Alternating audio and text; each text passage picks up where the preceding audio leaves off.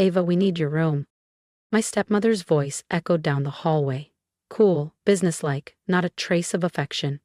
I glanced up from my dual monitor setup, where I'd been fine-tuning real-time trading algorithms since sunrise.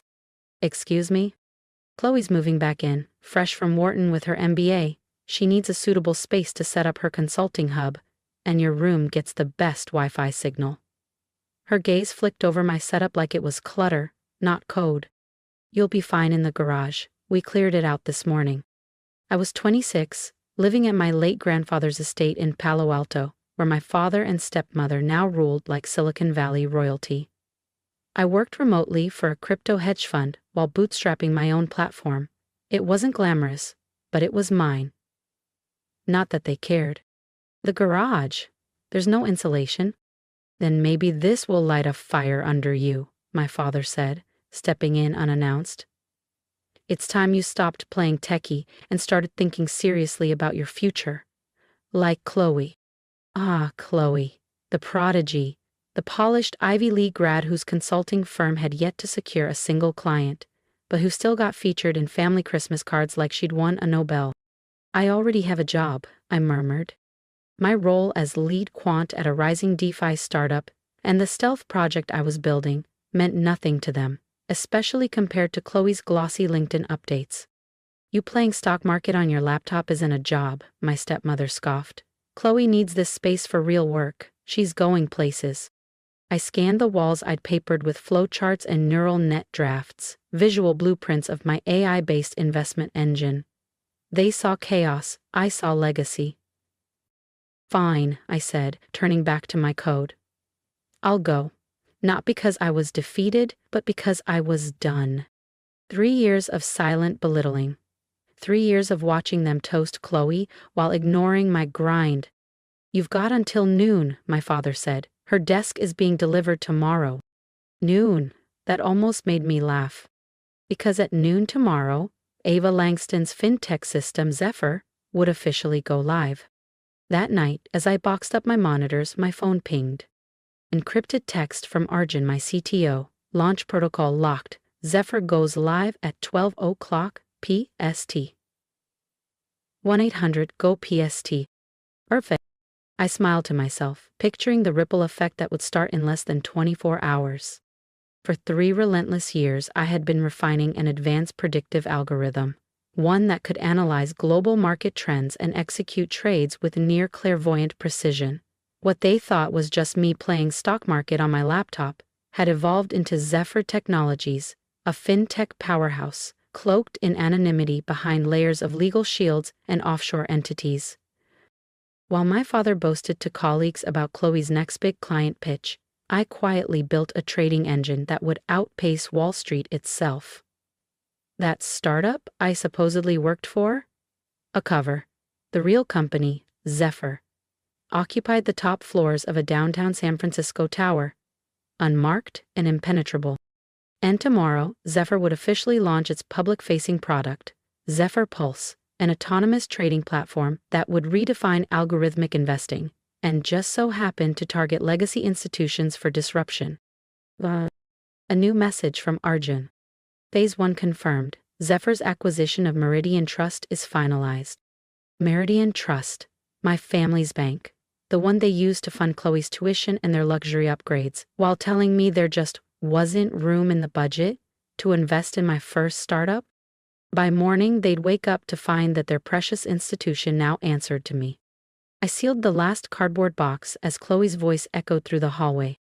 Mom, the decorator needs to know if we're going modern glam or coastal chic for Ava's old room. My room, my sanctuary, the one they'd always said was temporary until someone more successful came along. I thought of the Mike graduation they skipped for a wine tasting weekend, of the startup launch I financed on my own credit cards while they posted about Chloe's entrepreneurial spirit. Ava, my stepmother's voice cut in. Don't forget to leave your house key. You won't be coming back. I placed it on the desk without a word. They were right, I wasn't coming back. As I loaded the last box into my car, I could hear them chatting in the kitchen, buzzing about accent walls and velvet drapes. This space should reflect real ambition, not whatever Ava was doing. I slid into the driver's seat and opened my laptop. Typed in one line of code. Initiate Tiger precaution. Authorization. Zephyr Prime. Then I pressed Enter. Protocol Tiger initiated. System-wide execution begins in 8 hours. The alert blinked across my laptop screen in clean, clinical text. I closed the lid and started my car, not a luxury coupe with vanity plates like Chloe's, but a modest hybrid, unassuming, intentional, just one more piece of the mask I'd worn for years. Because tomorrow, everything would shift. Tomorrow they'd understand what earned success really looked like. But before they saw power, they'd feel helpless. I drove through the glowing city streets to my true home, a penthouse on the top floor of ArcLight Towers, the most exclusive residence in San Francisco. The valet opened the garage for me, the concierge greeted me by name, and the elevator took me straight to a private foyer. Up here, I wasn't the underachiever. I was Ms. Langston, the elusive founder of Zephyr Technologies. I entered my sleek home office, screens blinking with real-time data streams. Zephyr Pulse was primed for launch. This wasn't just about disrupting Wall Street anymore. The system we were deploying would scan and flag illicit financial flows and shell structures, exposing, in particular, the sketchy accounting practices that had kept Langston Equity Holdings falsely inflated for years. The same firm my father had used to create Chloe's undisclosed trust accounts, while telling me to build something of my own. Buzz. A new message lit up my screen. A family group chat. Dinner tomorrow night at Bellerive to celebrate Chloe's consulting debut. Ava, you're welcome if you've figured out your living situation. Wear something appropriate. Bellerive, their favorite place to flaunt their status. The same place where, 5 years ago, they toasted Chloe's MBA while I waited tables 2 blocks away to pay for my laptop. The same restaurant where, tomorrow, their platinum cards would fail, because the very institution backing them would be under my ownership. I typed a reply. I'll be there. Then I opened the folder labeled Project Homecoming, a meticulously documented trail of every instance of neglect, favoritism, and financial hypocrisy, cross-referenced with Zephyr's internal files confirming our upcoming takeover of Langston Equity and its affiliate banks. Ms. Langston, the board is assembled for final launch briefing, my assistant said over the intercom. Thank you, Serena, I'm on my way. I paused at the mirror. No more invisibility, no more playing small. I wasn't Ava the afterthought anymore. Tomorrow night, as I took my seat at Bellerive, I wouldn't be crashing their celebration. I'd be rewriting the narrative. They laughed freely, toasting Chloe's latest accomplishment as if the world revolved around her LinkedIn updates. My phone buzzed again. Another secure message from Arjun. Tiger protocol fully deployed, all systems exceeding projected benchmarks, Meridian Trust acquisition finalized, ownership confirmed. I slid the phone into my clutch and stepped through the gold-framed doors of Bellerive, the restaurant my family revered as their social temple. The maitre d', Bernard, spotted me instantly, not as Ava the overlooked daughter, but as Miss Langston, principal owner of the very building we were standing in. Your usual table, Miss Langston? He asked with a subtle bow. I shook my head, eyes flicking toward the corner. Not tonight, Bernard, I'm joining them. I approached just as Chloe was gesturing with perfectly manicured fingers describing her view. Top floor, 47th story, skyline on one side, Bay Bridge on the other, she beamed. My stepmother's eyes widened slightly when she saw me. Ava? You actually came? We already ordered, my father added, not looking up. I had a few things to take care of, I said evenly, taking the last seat, farthest from the center, as always. Business? Chloe smirked. Is that what you call couch surfing these days? My father finally looked up, undoubtedly still checking his Langston Equity stock. You're staying somewhere respectable, right? We have a family name to uphold. Before I could answer, Chloe jumped back in. The CEO personally walked me through orientation. He says I could be a director in 5 years. Speaking of directors, I cut in smoothly, did you hear about the board overhaul at Meridian Trust? My father paused. What overhaul? Just then, a server approached with fresh champagne. My stepmother reached for her purse. Let's get another bottle. It's a celebration after all, my treat. I watched silently as she extended her platinum card. I already knew what would happen.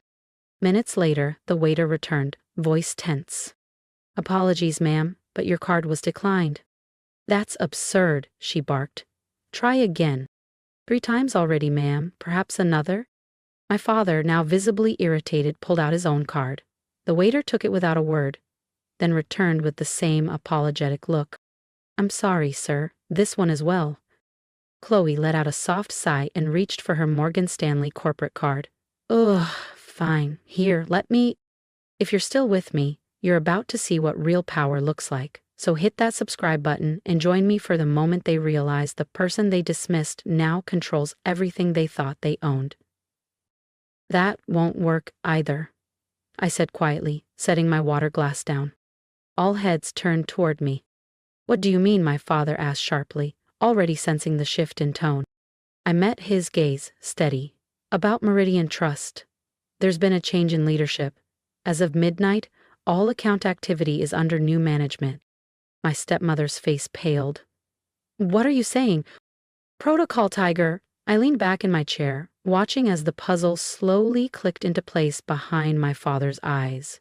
He'd spent decades in finance. He'd heard whispers about a new player disrupting the system. "That's impossible," he muttered.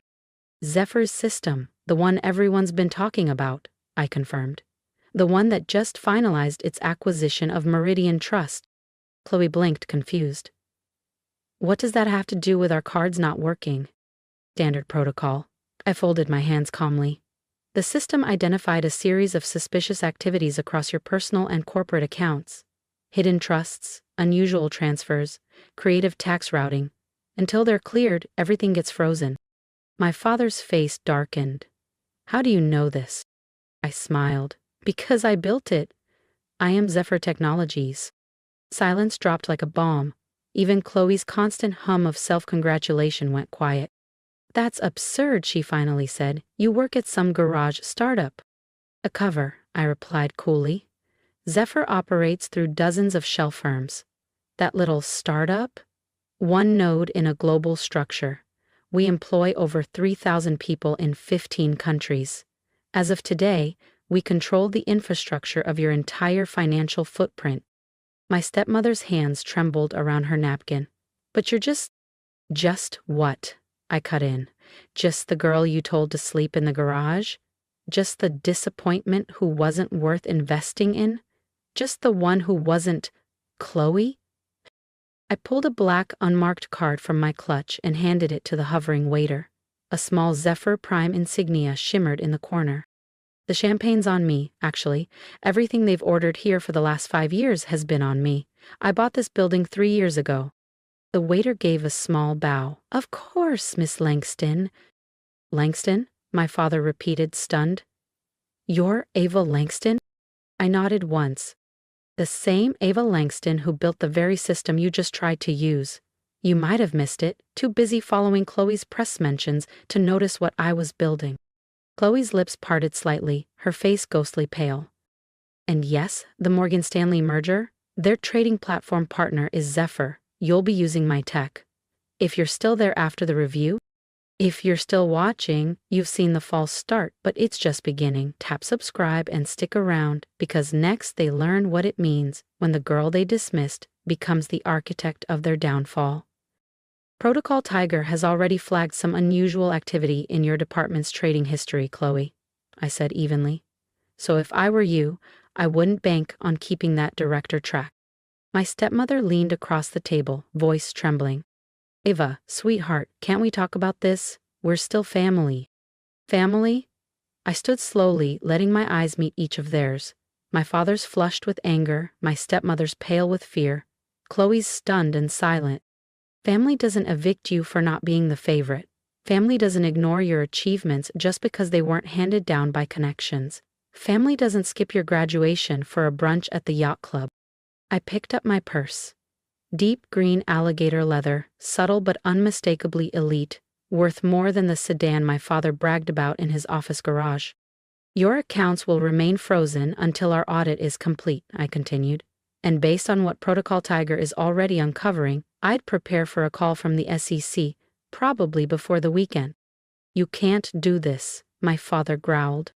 I already did, I smiled, then paused mid-turn. Oh, and Chloe? I tilted my head. If you're looking for a place to crash, I hear the garage gets excellent sunlight this time of year. I walked out without looking back. Behind me, my stepmother's muffled sobs, my father's angry muttering, Chloe's stunned silence. In my hand, my phone, buzzing with an encrypted update from Arjun. Protocol Tiger response, historic. Zephyr stock has tripled since open. I laughed under my breath. That cramped garage they'd condemned me to? It was where I wrote the first line of code for Zephyr Technologies, the beginning of the system that now owned their legacy. Over the next few weeks, everything unraveled. The SEC investigation exposed years of shady ledgers at Langston Equity Holdings. Chloe's position was dissolved during a full restructuring at Morgan Stanley. My stepmother's social invitations dried up faster than their frozen accounts. And me? I kept building not for their recognition, but because I finally understood. True success isn't about boardroom bragging rights or inherited prestige. It's about creating something with impact. These days, when people ask me how it all started, I tell them the truth. Sometimes getting kicked out is the best thing that can happen to you. And sometimes, the best revenge is served with a declined platinum card at their favorite table in Bellary. Balfalay Fun. If you've stayed with me this far, thank you. For listening, for seeing what they refused to see in me for years. I wasn't the perfect daughter. I wasn't the golden child. But I was the one who built something from nothing. And maybe that's why I'm speaking to you now. Because I know I'm not alone. So, tell me, have you ever been overlooked, doubted, treated like a burden in your own home while someone else was handed the spotlight? Drop a comment below and share your story. I want to hear from you, because this isn't just about me. It's about all of us who were told we weren't enough and then proved we were more than they ever imagined. And if you've ever been pushed out, cast aside, or underestimated, don't break, build. Build something so powerful that one day those who dismissed you will have no choice but to see you. Hit that subscribe button if you believe in that kind of power, not revenge for revenge's sake, but the kind of quiet victory that changes everything. Because sometimes the best thing they can do is doubt you. And the best thing you can do is rise anyway.